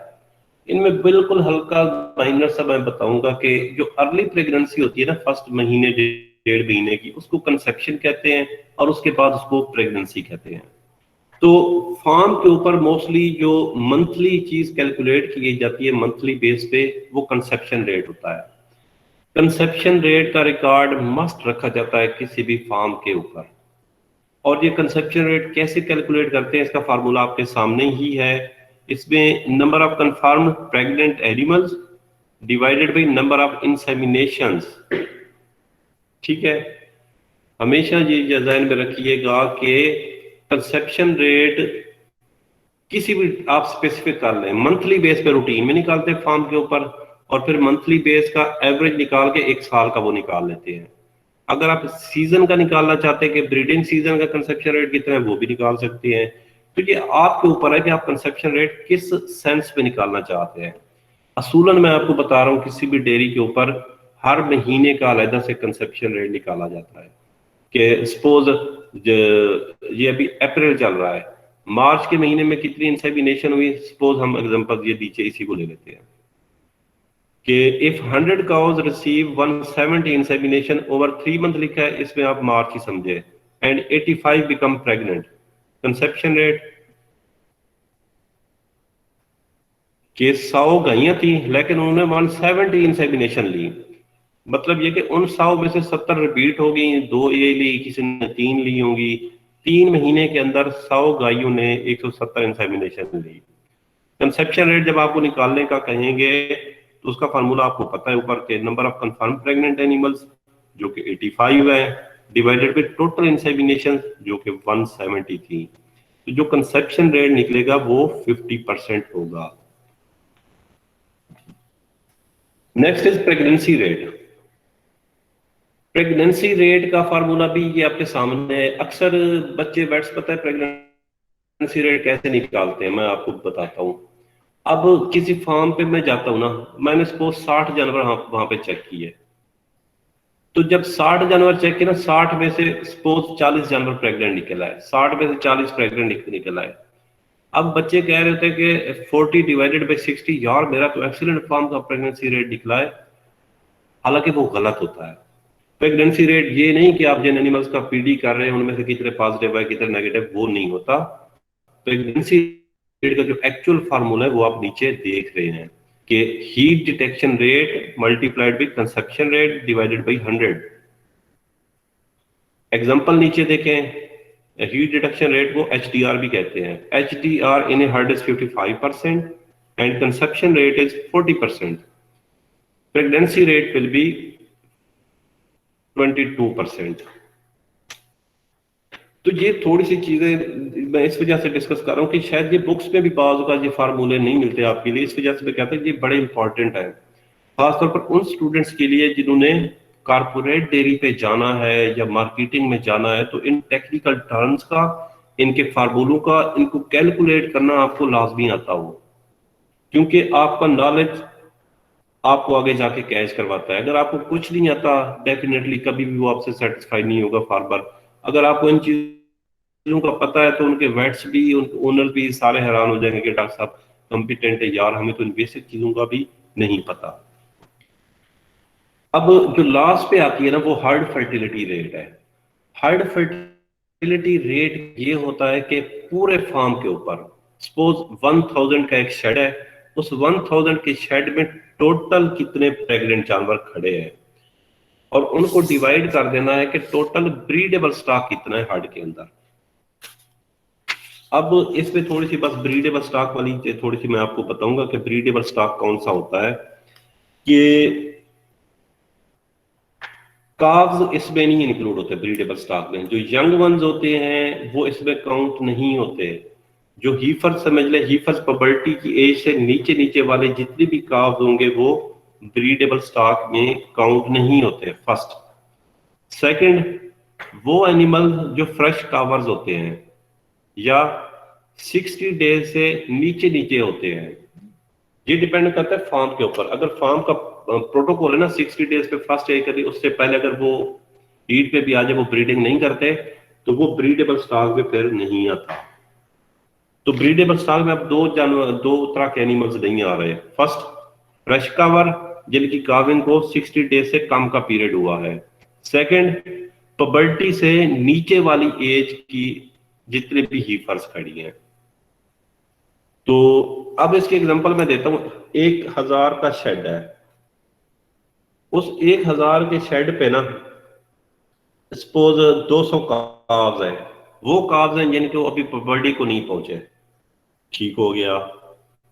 तो और उस शेड में 100 एनिमल्स फ्रेश कावर हैं, ठीक हो गया। और 400 एनिमल्स प्रेग्नेंट खड़ा है फार्म के ऊपर। 400 टोटल कंफर्म प्रेग्नेंट एनिमल्स खड़ा है। अब उसको डिवाइड करना है ब्रीडेबल स्टॉक से। तो ब्रीडेबल स्टॉक से मैं 200 काव्स को भी निकाल दूंगा, 100 फ्रेश काव्स को भी निकाल दूंगा, उसको मैं 700 पे डिवाइड करूंगा। 300 एनिमल्स ब्रीडिंग की कैटेगरी में ही नहीं आता था। तो 400 को 700 पे मल्टीप्लाई करें, जो भी आंसर आएगा वो हार्ड फर्टिलिटी रेट होगा किसी भी फार्म के ऊपर। ये 57% आ रहा है, मैंने कैलकुलेट कर लिया है। तो आइडियली भी यही होता है कि जब एक ब्रीडिंग सीजन खत्म होता है ना, ब्रीडिंग सीजन के एंड पे 60+% ऑफ एनिमल्स प्रेग्नेंट होनी चाहिए, या हार्ड फर्टिलिटी रेट 60% प्लस होना चाहिए ब्रीडिंग सीजन के एंड के ऊपर। बेसिकली ये हीट डिटेक्शन रेट है, ये सारे परसेंटेज में है। सबमिशन रेट हो गया, हीट डिटेक्शन रेट हो गया, कंसेप्शन रेट हो गया, प्रेगनेंसी रेट हो गया, हार्ड फर्टिलिटी रेट हो गया। इन सारे के सारे जो आंसर्स है ना, वो बेसिकली परसेंटेज में आते हैं, इस वजह से 100 से मल्टीप्लाई करना लाजमी है। How to make breeding sheet, या फार्म के ऊपर ब्रीडिंग का रिकॉर्ड कैसे रखा जाता है। बेसिकली फार्म के ऊपर जो काऊ की ब्रीडिंग का रिकॉर्ड है वो अलहदा रखा जाता है, और हीफर की जो ब्रीडिंग का रिकॉर्ड है वो अलहदा रखा जाता है। अगर सॉफ्टवेयर हो तो एक्सीलेंट, सॉफ्टवेयर तो खुद ही मैनेज कर रहा होता है चीजें। अगर सॉफ्टवेयर नहीं होता तो एक्सेल की फाइल जनरेट की जाती है। तो ये बेसिकली एक्सेल की फाइल ही थी, तो यहाँ पे मैंने थोड़े से कलर चेंज कर दिए। अब काऊ का ब्रीडिंग शीट अलहदा मेंटेन की जाती है, हीफर की अलहदा मेंटेन की जाती है। तो ये मैंने जो थोड़ा सा हाईलाइट कर दिया ना, ये टोटली काऊ का पोर्शन है। इसके अगर आप कॉलम देखें ना, ये काउज यहाँ पे मंथ दिए हुए हैं, जुलाई 2018, अगस्त 18, सितंबर 18, अक्टूबर 18। ये मेन कॉलम काओ का है। इसके नीचे ना तीन चीजें हैं। फर्स्ट, पहले कॉलम में जुलाई 2018 में 372 गायों की एआई हुई, और 372 जब एआई हुई, जब पी टेस्ट किया गया ना, तो सिर्फ 41 प्रेग्नेंट निकली। तो इसका जो कंसेप्शन रेट निकला वो 11.02% है। तो उस फार्म का जुलाई के महीने का कंसेप्शन रेट 11% ही समझ लें। इसी तरह अगर हीफर की बात करें, हीफर में जुलाई के महीने में 41 एआई की गई। उन 41 में से सिर्फ 8 हीफर प्रेग्नेंट आई। तो उस फार्म का जो कंसेप्शन रेट निकला वो 19.5 है हीफर के लिए। तो काऊ के लिए लैदर शीट, हीफर के लिए लैदर शीट, ब्रीडिंग शीट, सहन में याद रखें। और जब कभी पूरे फार्म का निकालना हो तो फिर करते क्या है, कैटल का जो कंसेप्शन रेट आ रहा होता है 1 महीने का, और जो हीफर का कंसेप्शन रेट आ रहा होता है 1 महीने का, इसको कैलकुलेट करके इसकी एवरेज निकालते हैं। अब ये जुलाई 2018 है, इसमें कैटल का कंसेप्शन रेट 11.02% है, हीफर का कंसेप्शन रेट 19.51 है। जब इसका एवरेज लिया गया ना, तो वो 11.86 बनता है। तो मतलब ये कि ओवरऑल जब लेते हैं आप, इसका एवरेज ले लें, पूरे साल का निकालना हो या पूरे फार्म का निकालना हो 1 महीने का, तो उसमें कैटल हीफर के रिजल्ट्स को कंबाइन करके एवरेज उसकी निकाल ली जाती है। असूलन जो है ना, मैं आपको बता रहा हूं, मंथ वाइज लेते हैं कंसेप्शन रेट फार्म के ऊपर। मंथ वाइज आपको किसी भी फार्म के ऊपर ये रिकॉर्ड मिलेगा। ना सिर्फ कंसेप्शन का बल्कि प्रेगनेंसी रेट और हार्ड फर्टिलिटी रेट भी आपको मिलेगा उसका रिकॉर्ड। लास्ट स्लाइड है, ये सिर्फ आपकी इंफॉर्मेशन के लिए है। What are ideal was achievable target in milking herd. अब जाहिर सी बात है, जो आइडियल चीजें होती है ना, उनको अटेन करना काफी मुश्किल काम होता है। और खास तौर पर रिप्रोडक्शन तो काम ही ऐसा है जिसका कोई इतबार नहीं। अगरचे आप इसके स्टैंडर्ड भी बना लें, लेकिन ये यकदम भी नीचे आ जाती है और ऊपर बहुत स्लो जाती है। तो इस टेबल में आप देख सकते हैं कि number of cows calving with in year, जिसको हम कहते हैं काफ ईयर प्रोग्राम, वो सिर्फ 20% आइडियल है। हर गाय पे वो लागू नहीं होता। आइडियल 20% है कि हार्ड में से 20% भी काविंग ऐसी हो रही हैं, दैट इज एक्सीलेंट। लेकिन होता नहीं है ऐसा।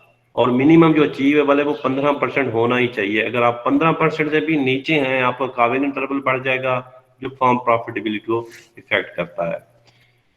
इसी तरह नंबर ऑफ काउज 420 दिन के अंदर जिनकी एक से दूसरी काविंग का वो 45% आइडियल है, लेकिन 35% अचीव करना ही चाहिए। 480 डेज में 65% हर्ड है, 550 डेज में 80% है। और रिप्रोडक्टिव कलिंग होती है कि एक फार्म के ऊपर रिप्रोडक्शन की वजह से भी कलिंग होती है। वो कौन से एनिमल्स होते हैं, उसमें टॉप पे कुछ एनिमल्स की यूट्रस की एडहीजन्स हो जाती हैं, वो कल कर दिया जाता है एनिमल जब उसकी प्रोडक्शन खत्म होगी। कुछ एनिमल्स को क्रोनिक सिस्टिक प्रॉब्लम्स होते हैं, जो जितना भी जीएनआर पीजी लगा दें रिकवर नहीं होते। ये भी होती है, इस वजह से भी कलिंग होती है। और कुछ में सर्विसाइटिस का इशू बन जाता है, उसके रिंग्स ही फाइब्रोज हो जाते हैं, रॉड ही पास नहीं होता, यही गन पास नहीं होती, वो भी कलिंग में जाती है। कुछ ओल्ड एज एनिमल्स होते हैं, रिपीट ब्रीडिंग करते रहते हैं, अपेरेंटली कोई प्रॉब्लम नहीं होता, वो भी कलिंग में जाते हैं। तो और लास्ट पे नंबर ऑफ सर्विसेज पर कंसेप्शन आइडियली कितनी होनी चाहिए, आइडियली 3 ही है। 3 से बढ़ती है ना, वो फिर प्रॉब्लम है। तो क्योंकि वैसे भी आप बुक्स में पढ़े ना, फर्स्ट सर्विस पे कंसेप्शन के चांसेस कम होते हैं, सेकंड एआई पे ज्यादा होंगे, और थर्ड एआई पे सबसे ज्यादा चांस होते हैं एनिमल के कंसीव होने के। तो ये पीपीटी आपको मिल जाएगी। जो चीजें हमने थोड़ी सी डिटेल में डिस्कस नहीं कर सके टाइम की लिमिटेशन की वजह से, आप इसको देख लीजिएगा। और थैंक यू वेरी मच। थोड़ा सा मैं शायद तेज बोला हूँ टाइम को सामने रखते हुए। तो आज का हमारा टॉपिक यहाँ तक ही था। अगर आपके कोई क्वेश्चन है तो आप मुझसे पूछ सकते हैं।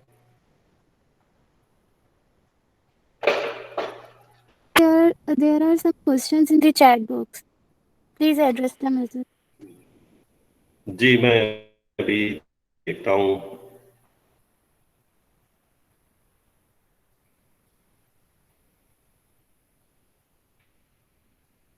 चले जी, उसमें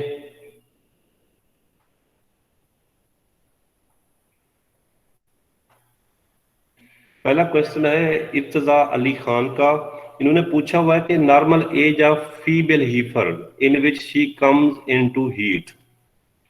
तो इसमें नॉर्मल एज की बात करो ना डॉक्टर साहब, इसमें दो तरह की कैटेगरीज आती है हमारे पास एनिमल्स की।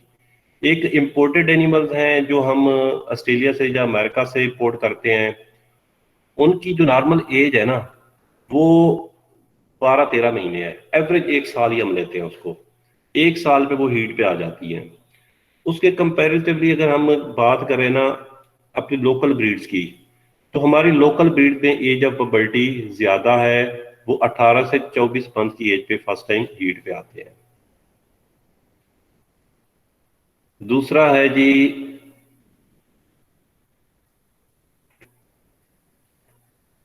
हाँ जी, उस्मान अरशद का सवाल आया हुआ है एक, is it dangerous for mother if she do placentophagy, कि अगर एक डैम अपना प्लेसेंटा खा लेती है तो क्या ये उसके लिए डेंजरस है?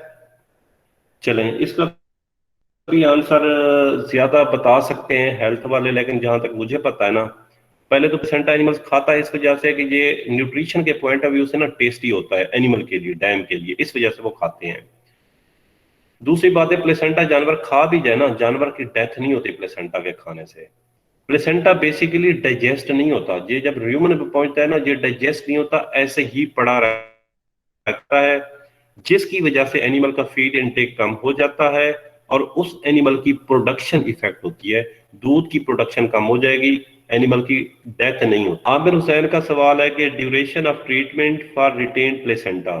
ड्यूरेशन, जब तक यूट्रस क्लियर नहीं होती ना, बेसिकली होता यह है कि रिटेन्ड प्लेसेंटा में जो प्लेसेंटा का पार्ट यूट्रस पे रह जाता है उसको ट्रीट किया जाता है पेरेंटल एंटीबायोटिक में। ये इंट्रामस्कुलर, हम कोई भी एंटीबायोटिक का ग्रुप, स्पेशली मैं प्रेफर करता हूँ पेनिसिलिन ग्रुप, पेरेंटली पेनिसिलिन लगाते जाएं और हर मिल्किंग पे 2 ml ऑक्सीटोसिन लगाना है। और इसके अलावा प्रोस्टाग्लैंडिन भी 2 ml लगा सकते हैं आप। तो जो पोर्शन प्लेसेंटा का यूट्रस में है ना, वो बेसिकली गल सड़ के पस बन जाता है। उस पस की जब तक एक्सक्रीशन नहीं होती तब तक जारी रखना चाहिए। या अगर हम स्पेसिफिक मैं बात करूं ना, ये डिपेंड सिवेरिटी पे भी बात करता है। 5 से 7 दिन तक इसकी ट्रीटमेंट चलती है रिटेन्ड प्लेसेंटा की, 5 से 7 दिन तक।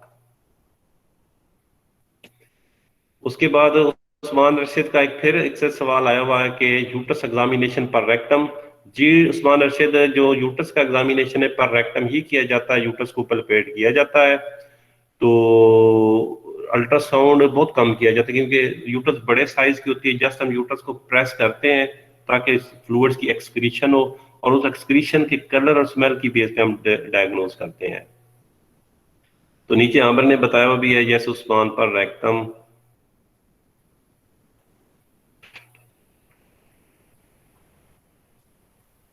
इसके बाद मसरूर सगीर का एक क्वेश्चन आया हुआ है, I think Masroor is my colleague.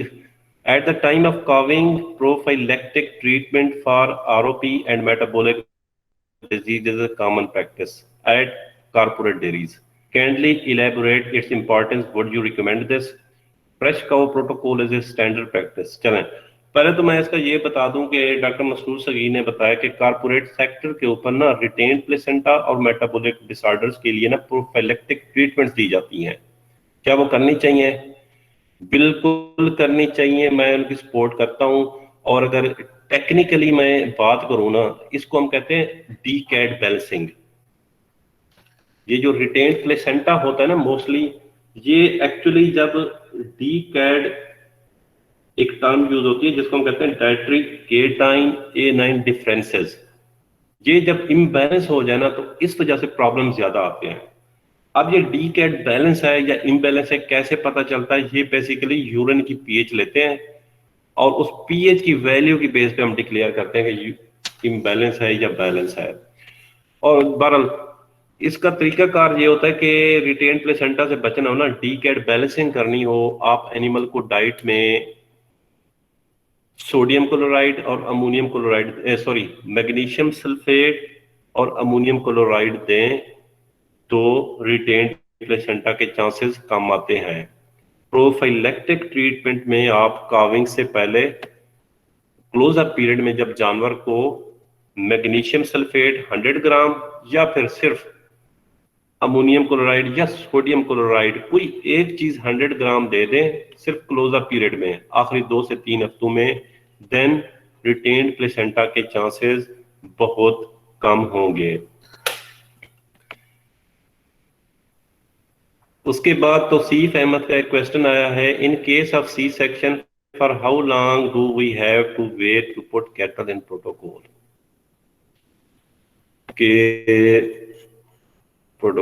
कि सी सेक्शन का केस हो तो कितनी देर तक हमें वेट करना चाहिए। पर मुझे इस सवाल की थोड़ी सी समझ नहीं आई और ये शायद थोड़ा सा हटके भी है, तो सिर्फ मुझसे सेपरेट आप पूछ सकते हैं बाद में। नेक्स्ट आया है अली अब्दुल्ला का सवाल, any difference between calving interval and reproductive cycle. Duration के हवाले से करें तो तकरीबन ड्यूरेशन दोनों का सेम ही होता है, ठीक है, क्योंकि एक काविंग से दूसरी काविंग को काविंग इंटरवल कह रहे हैं, जबकि रिप्रोडक्टिव साइकिल में काफी सारे इवेंट्स आ जाते हैं। जो मैंने बताया था, लैक्टेशन की स्टेज आती है, वॉलंटरी वेटिंग पीरियड आता है, इसमें काफी सारे इवेंट्स आते हैं। तो ड्यूरेशन के लिहाज से दोनों एक ही चीज है। अगर दिनों की बात की जाए तो एक ही चीज है। Pre sync and CIDR protocols are effective in buffalo heifer whose cyclicity is unknown. Azhar Malik बिल्कुल ठीक है कि बफलो के अंदर सीडर प्रोटोकॉल के बड़े ही अच्छे रिजल्ट हैं एज कम्पेयर टू। सॉरी, यहाँ पे ना थोड़ा सा नेट का प्रॉब्लम हो गया तो दोबारा मैं कनेक्ट हो गया हूँ। तो अबू बकर का मैं बता रहा था कि वो एक फार्म पे इंटर्नशिप कर रहे हैं, तो बड़ी ही अच्छी बात है। तो ये अबू बकर मैं आपको पहले भी बता चुका हूँ कि प्रेगनेंसी में भी फॉलिकुलर वेव्स चलती रहती हैं। अब उन फॉलिकुलर वेव्स में अगर कोई फॉलिकल डोमिनेंट हो जाता है तो डेफिनेटली एस्ट्रोजन की ज्यादती की वजह से जानवर ने हीट साइन शो करने ही करने हैं।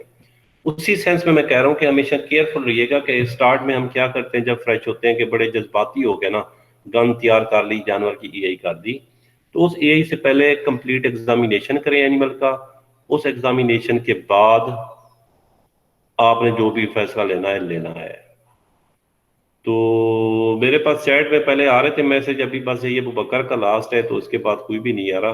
तो अगर किसी का क्वेश्चन है तो आप पूछ सकते हैं। अगर आप यूआस के स्टूडेंट हैं तो डेफिनेटली जब आपको मेरे ईमेल का पता है आप मुझे ईमेल भी कर सकते हैं। अस्सलाम वालेकुम सर। वालेकुम सलाम। सर क्या हाल चाल है सर? जी बिल्कुल ठीक, आप सुने जफर। अल्लाह का करम। सर मुझे ये पूछना है कि सर काविंग से पहले भी मिल्क लेट डाउन हो सकता है फ्रेश हीफर में? हो सकता है, बिल्कुल हो सकता है। सर उसकी रीज़न बिहाइंड थोड़ा सा इलेबोरेट कर दें सर। ये डॉक्टर साहब थोड़ा सा अगर मुझे याद आता है ना, ये टॉपिक है एक्चुअली, इसकी मैकेनिज्म पे जाए तो मुझे नहीं आएगी। ये डेयरी टेक्नोलॉजी वाले पढ़ाते हैं। ये थोड़ा सा रिप्रोडक्शन की उसमें नहीं आता, तो मुझे इसकी ना डिटेल का नहीं पता, इस वजह से मैं ये आपको इसका आंसर नहीं बता सकता सर पढ़े कोई बगैर, कम से कम। हार्मोनल लिंक अगर हो तो? हाँ जी, होता ही हार्मोनल ही है, लेकिन वो डिटेल का पता ना होना फिर हम कुछ नहीं कह सकते। प्रोलैक्टिन की एक्सेस की वजह से होता है अक्सर ये नेक्स्ट गुलजार मुगल का एक आया हुआ है कि सर अर्ली एम्ब्रियोनिक मोर्टिलिटी की ट्रीटमेंट और प्रिवेंशन। तो गुलजार इसकी कोई ट्रीटमेंट नहीं है, क्योंकि अर्ली एम्ब्रियोनिक मोर्टिलिटी एक तो नॉर्मल प्रोसेस है, ठीक है। दूसरी बात यह है कि अगर एक एनिमल की एम्ब्रियोनिक मोर्टिलिटी 70 डेज 17-18 दिन पे हो रही है तो हम जज नहीं कर सकते उस डे पे कि एम्ब्रियोनिक मोर्टिलिटी हो रही है या नहीं हो रही। तो ये एक नॉर्मल प्रोसेस है, इसने होनी ही होनी है। अलबत्ता ये कि सर्दियों में इसकी परसेंटेज कम होती है, गर्मियों में थोड़ी सी बढ़ जाती है। जिशान का सवाल है, sir which protocol should be followed if A cattle will not come on heat after calving. तो जीशान ये डिपेंड करता है कि अगर आप ओवेरियन स्टेटस को चेक कर लेते हैं ना, अगर वो आपको ओवरी के ऊपर सीएल मिल जाता है तो डायरेक्टली पीजी प्रोटोकॉल पे जाएं। अगर आपको सीएल नहीं मिलता देन हम डिसाइड करते हैं कि डिपेंड करता है फॉर्म के ऊपर कि आपके पास टाइम कितना है आपके पास कास्ट का इशू तो नहीं है, तो काफी सारे फैक्टर्स होते हैं और कुछ वेटनेरियंस की अपनी भी प्रेफरेंसेस होते हैं। जिस तरह मैंने आपको बताया मेरा पसंदीदा प्रोटोकॉल डबल ऑफ सिंक है, इसी तरह हर वेट का ना एक अपना ही प्रोटोकॉल होता है, तो कोई भी प्रोटोकॉल यूज कर सकते हैं। फर्स्ट ओवरी का स्टेटस देख लें, उसके बाद इकोनॉमिक्स को देखें कि भाई इतने इंजेक्शन लगने हैं, क्या फार्म ओनर अफोर्ड कर सकेगा। उसके बाद टाइम भी देख लें कि आपके पास ब्रीडिंग सीजन का कितना टाइम बचा है।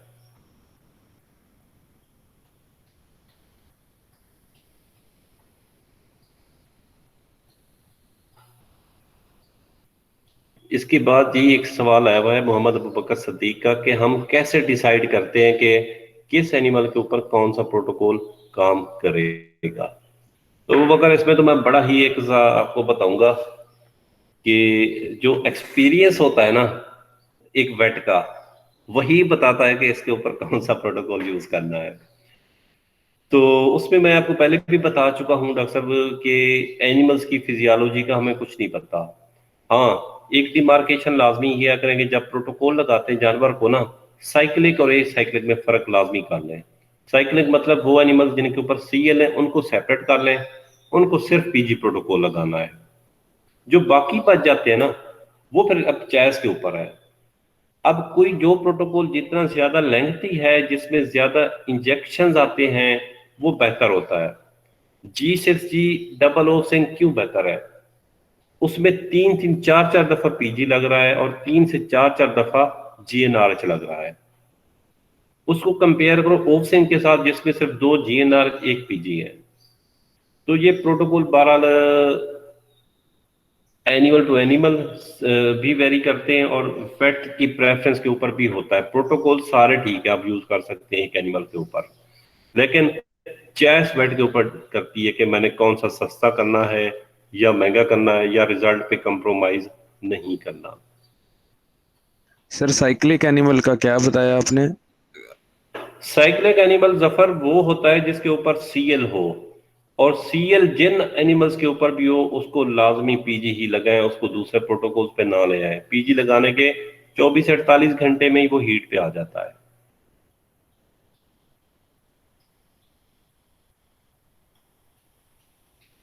अबू बकर कह रहा है कि जी अबू बकर, मैं सिर्फ अपना प्रैक्टिकल एक्सपीरियंस शेयर कर रहा हूँ और अक्सर फार्मों पे देखता हूँ कीफर्स के अंदर पीजी के बहुत अच्छे रिजल्ट्स हैं। नो डाउट बाकी प्रोटोकॉल भी अच्छे हैं, लोग भी प्रेफर पीजी इस वजह से करते हैं कि ये सस्ता तरीन प्रोटोकॉल है कि एक पीजी का आप टीका लगाएं 2 ml, जो कि तकरीबन 150-200 का बनता है। अगर आप स्टार या माई लैब लेबोरेटरी का यूज करते हैं तो वो एक इंजेक्शन लगाने से जानवर हीट पे आ जाए, तो फार्मर को और क्या चाहिए। तो हीफस के अंदर वैसे भी पीजी का बड़ा एक्सीलेंट रिजल्ट है। खास तौर पे आप डबल शॉट पीजी कर लिया करें कि डे 0 पे लगाएं, जितने आग हीट पे आ गए इट्स गुड। जो नहीं आते, जब 14वें दिन पे दूसरा पीजी लगेगा, उससे बाकी एनिमल्स हीट पे आ जाएंगे। I think we should stop here. जवाब।